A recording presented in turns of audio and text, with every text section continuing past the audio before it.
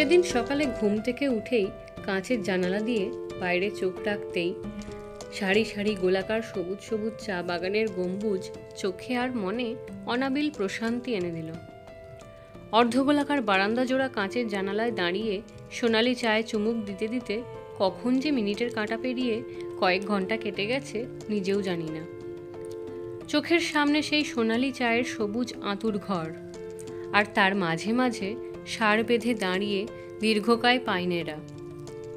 এমন সুন্দর পরিবেশে অন্তত একটা দিন কাটালে আপনার মনে অফুরন্ত প্রাণশক্তি আসতে বাধ্য। তা এমন পরিবেশে থাকার জন্য কোথায় আসবেন? আপনাকে আসতে হবে দার্জিলিং জেলার মিরিকের অন্তর্গত গোপালধারা টি এস্টেটটিতে। এখানে এসে থাকবেন কোথায়? এখানে অনেকগুলি হোমস্টে রয়েছে, যার মধ্যে সবথেকে পুরনো ও অন্যতম একটি হোমস্টে যেখানে আমরা ছিলাম সেটি হলো Golpahar view point T shop and homestay. আমরা দার্জিলিং ট্যুর শেষ করে সাইট সিইং করতে করতে নেমে এসেছিলাম মিরিকের এই গোপালধারায়। এখানে এই হোমস্টেতে এক রাতের জন্য ছিলাম, কিন্তু এই একটি রাতের স্টেতেই আমাদের মন ভরে গিয়েছিল হোমস্টের কাঠের অন্দরসজ্জা, বাইরের প্রাকৃতিক পরিবেশ, সুস্বাদু খাবার দাবার, আর যেটা না বললেই নয়, এই হোমস্টের ওনার ওয়াংচেং তামাং ও তার কর্মচারীদের আন্তরিক আতিথেয়তায়। এই হোমস্টের ফার্স্ট ফ্লোরে আমরা ছিলাম। সিঁড়ি দিয়ে উঠেই রয়েছে এই প্রশস্ত অর্ধগোলাকৃতির বারান্দাটি, যার পুরোটাই কাঁচের জানালা দিয়ে ঘেরা। ফলে সামনের চা বাগানের দৃশ্য প্রতি মুহূর্তে আমাদের সঙ্গী ছিল। বারান্দার একপাশে পরপর রয়েছে 3টি রুম। চলুন পরপর সেই রুমগুলো আপনাদের দেখাই। এটা হচ্ছে প্রথম রুম, পুরোটাই উডেন ফিনিশ। ঘরটিতে প্রবেশ করেই রয়েছে এরকম চা বাগানের ছবি দেওয়া একটি ফটো ফ্রেম, আর এই দিকটায় রয়েছে জামা কাপড় টানানোর জন্য হুক। ঘরটিতে রয়েছে ডবল বেড একটি, আর একটি সিঙ্গেল বেড। ব্ল্যাঙ্কেটস দেওয়া আছে পর্যাপ্ত পরিমাণে। 2টি বেডের মাঝে রয়েছে একটি সেন্টার টেবিল, যেখানে আপনারা আপনাদের প্রয়োজনীয় সামগ্রী রাখতে পারবেন। পুরো দেওয়ালটাই কাঠের, যেটা একটা আলাদাই অ্যাম্বিয়েন্স এনে দেয়। আর এই দিকটাতে রয়েছে ওয়াশরুম। ওয়াশরুমে স্লিপার যাওয়ার জন্য স্লিপার দেওয়া আছে। রয়েছে গিজার, বাকেট, মাগ আর একটি স্টুল। খুব পরিষ্কার পরিচ্ছন্ন।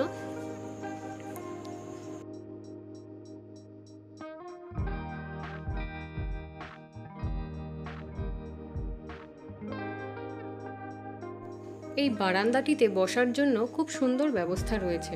রয়েছে সেন্টার টেবিল, যেখানে পর্যাপ্ত জল এবং কাঁচের গ্লাস দেওয়া থাকতো।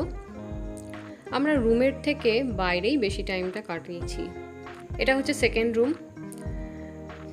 সেকেন্ড রুমেও একটি ডাবল বেড, একটি সিঙ্গেল বেড দেওয়া আছে, আর রয়েছে একটি সেন্টার টেবিল। আর আগের রুমের মতোই এই পাশটায় রয়েছে একটি টয়লেট। এখানেও বাকেট, স্টুল, গিজার সব কিছু রয়েছে। খুব পরিষ্কার পরিচ্ছন্ন, নিট অ্যান্ড ক্লিন। ওয়াশরুমে রয়েছে পর্যাপ্ত জলের ব্যবস্থা, আর 24 আওয়ার্সই আপনারা জল পাবেন। এখানে থাকার জন্য আমাদের 1200 টাকা পার ডে পার হেড লেগেছিল। সিজন অনুযায়ী এই রেটটা কিন্তু চেঞ্জ হয়। এবার চলুন তৃতীয় রুমটি আপনাদের দেখাই। এই হচ্ছে থার্ড রুম। এটিও একই রকম, একটি ডাবল বেড এবং একটি সিঙ্গেল বেড রয়েছে।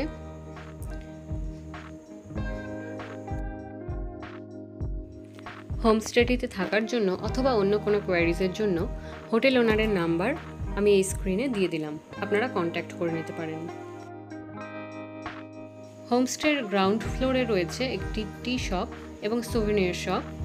আপনারা চাইলে এখান থেকে আপনাদের পছন্দ মতো জিনিস এবং চা কিনতেই পারেন। রয়েছে একটি রেস্টুরেন্ট।